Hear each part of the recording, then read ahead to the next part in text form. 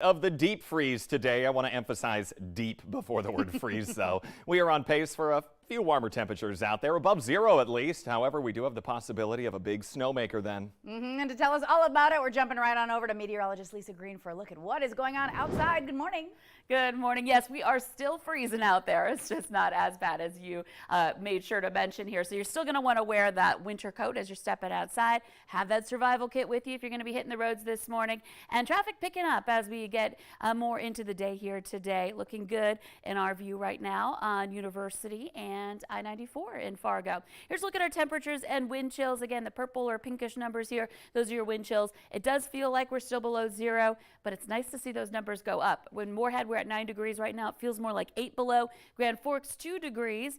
Huge difference from yesterday, and it feels a little more like 16 below. So again, you're going to want to make sure you're wearing the layers again this morning.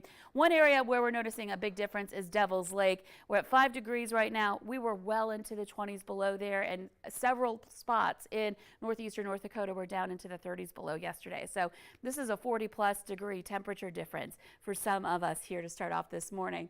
And radar and satellite map looking quiet finally after 2 days of tracking snow for that morning drive. We're looking pretty good. So out at the bus stop, it's quiet, but it is cold for the kids. We're looking at temperatures, single digits, either above or below zero to start off the day. We'll get some sunshine. By the way, the sun not up until 8 a.m. this morning. So again, we've been losing daylight.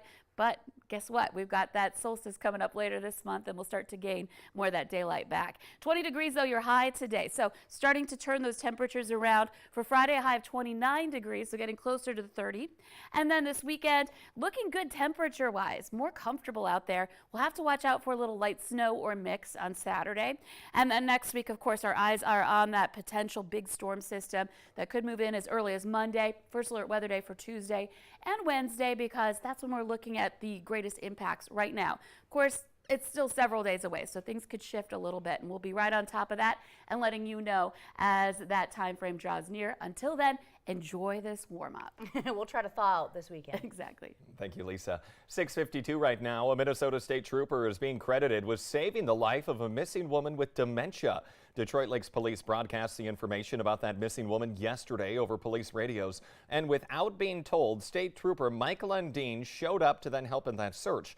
Lundeen says he almost walked away from a building he was checking out when he then noticed footprints in an area that just didn't seem right. The tracks went out onto the lake, and he eventually found the woman laying on the riprap shoreline. He huddled with her until the ambulance arrived. DL police say without Lundeen's keen eye and spot-on hunch, that woman might not have been found in time to prevent injury or death. An 88-year-old Fargo man with dementia is home now, safe this morning after more than 12 hours missing. Alfred Von Bank was found yesterday morning in Lakes Country. Police say that he was pulled over by an officer in Dilworth shortly before information went out over police radios reporting him missing. Information that Von Bank shared during that traffic stop led police right to him. Now, if your loved one goes missing, police say it's important to tell officers about that person's daily routine and also send them a description of what they were last wearing with an updated picture. Sick days are now on the rise in FM schools. 628 Fargo students were out sick on Monday. Tough times. That's more than double the amount from the same time last year, which was just 279. In Moorhead, the number was 620 compared with 450 a year ago, and 372 students were out Monday in West Fargo. Health experts are seeing an influx of kids going to hospitals with respiratory infections like RSV, flu, and COVID-19. While it's not uncommon to see a peak in respiratory infections around this time of year, medical professionals say it is happening much earlier in the season than they're used to. Now, the fact that RSV, influenza, and COVID-19 share similar symptoms is making this season especially tough for parents to treat those kids. Doctors say the only way to tell the difference is through testing, which they do recommend in order to stop your child's virus from getting worse. Now, it's also suggested that you get that flu and COVID-19 booster shot. 9 people now in custody accused in a human smuggling case on the valley's northern border with Canada. They were arrested Friday night near a cemetery in Nitchie, North Dakota. Court documents say they're all from Mexico and they're charged with improper entry into the country. 2 of the men are also charged with conspiracy to transport illegal aliens and re-entry of a removed alien. A North Dakota man is heading to trial for murder in the death of 18-year-old Kayler Ellingson. 41-year-old Shannon Brandt is accused of running over Ellingson after a street dance in McHenry. Brandt says he was threatened by Ellingson, who he believes was part of a Republican extremist group.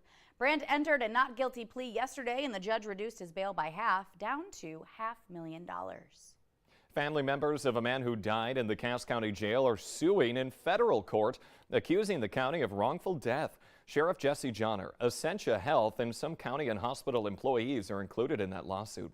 The family says 41-year-old Luke LaDucer was denied medical care that could have saved his life. LaDucer called 911 2 years ago and said he was suicidal. Officers took him to Essentia for care, but he was released and then booked on an outstanding warrant. LaDucer bled to death in his jail cell 17 hours after his initial call for help. That family's lawsuit claims the hospital did not check his vital signs or his mental health before clearing him to go to jail. They claim if they had, it would have been clear that he needed serious medical attention. We're waiting for more details today on a deadly house fire in the Northern Valley. It happened early yesterday morning near Thief River Falls. Firefighters were called to that home just south of town. They then found a woman's body inside while they were putting out those flames. Police say tips from the public helped them recover the vehicle of a Moorhead murder victim. They say Recia Colley's SUV was found at Masonite International in Wahpeton by employees. Now, police believe the vehicle may have been taken from the crime scene by the suspect, who is the victim's son, James Colley Jr. Police are still looking for more information from people living in the Wahpeton-Breckenridge area where that suspect was arrested. They're asking you to check your property for anything suspicious left behind by Colley Jr. They're also looking for anyone who may have seen him before or after the crime last Thursday. If you have any information, contact Moorhead PD. The North Dakota governor is proposing the largest budget by any governor in state history, $18.4 billion. It would boost state spending by more than 3%, and it also includes $3 billion in infrastructure funding and increases for workforce development and public employee salaries. Burgum says his idea leverages investments in infrastructure, community, and economic development for the future, and it reduces taxes for workers while tackling North Dakota's workforce challenges. They are in desperate need in Lake Park, Audubon, Minnesota. The school district there needs bus drivers in a big way. They say they had to cancel 2 routes just yesterday, but for them, it's not anything new. Yeah, unfortunately, the district says it has also had to cancel certain extracurricular activities because of the same issue. And when drivers are ill and call out sick, there are no substitutes to fill in. The district says anyone who wants to help will have their training and licensure paid for, plus $27 an hour and a $1,000 sign-on bonus. All right, heads up, traffic alert this morning. Be watching for a lane closure in downtown Fargo. It's being set up on eastbound NP Avenue between Roberts Street and Broadway. And crews are putting a large crane in place to finish work on a roof of a building there. That closure is going to be in place until 11 o'clock this morning.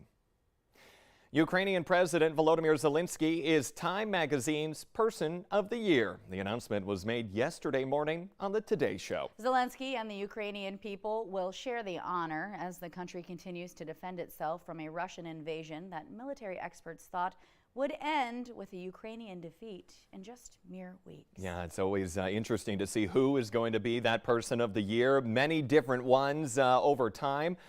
Pope Francis, Elon Musk, Donald Trump has been it as well. So a lot of things that can happen there. Well, an important note of the Valley Today's Person of the Year, Jordan Schreier, you will be off tomorrow, but we are in fact celebrating your birthday today. Yes. I had to sneak in that little happy birthday shot at some point before we got off air this morning. Well, thank you. Yes, Ashlyn and Lisa were very nice. They brought in some donuts for me this morning. So if I seem a little sluggish, it's just that sugar working through my body Just down here. it with some coffee. It's the perfect way to celebrate. Yeah, we all love it. Well, thank you very much. You're so Appreciate welcome. And look, even the moon showed out just in time. Oh, look at that. Yeah, full moon. Well, thank you for joining us here this morning. The Today Show and CBS Mornings just about to start, but the Valley Today rolls on. Take care, everybody. See you next time. Happy Thursday.